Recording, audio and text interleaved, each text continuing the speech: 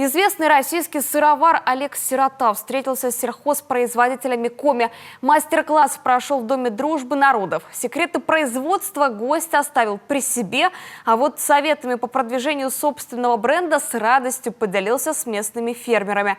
Как повысить производительность, узнала Александра Головина.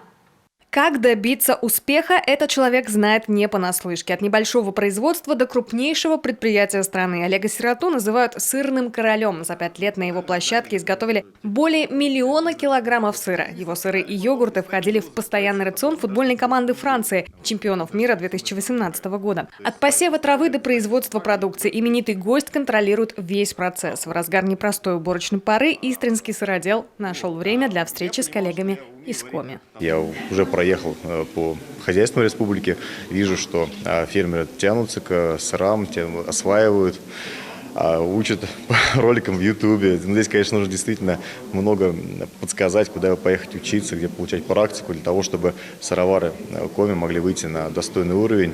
Масло у местных фермеров в избытке. Летом его продать проблематично. Для того, чтобы убытки превратить в выгоду, необходимо развивать сыроварение. На сегодня мы значительное внимание уделяем именно повестке экологической. Да, у нас республика все-таки экологически чистая.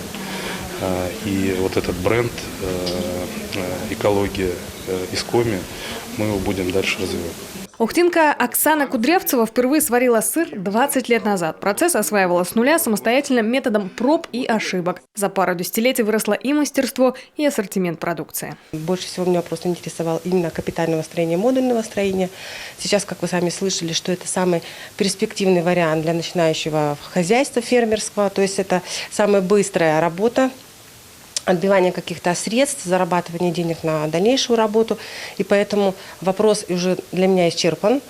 Все работаем с модулями, ставим и вперед. Рынок сыроварения в Коми небольшой. Региональный центр «Мой бизнес» всегда на связи, помогает фермерам повышать качество продукции и развивать собственное дело. Например, благодаря поддержке центра молочные заводы Карткиросского и Кайгородского районов сертифицировали свою продукцию. Сегодняшний мастер-класс должен помочь коллегам, помочь компаниям, ведущим производство сыра, расширять свою деятельность, увеличивать продажи, сертифицироваться и повышать качество своего сыра, который продается на территории Коми.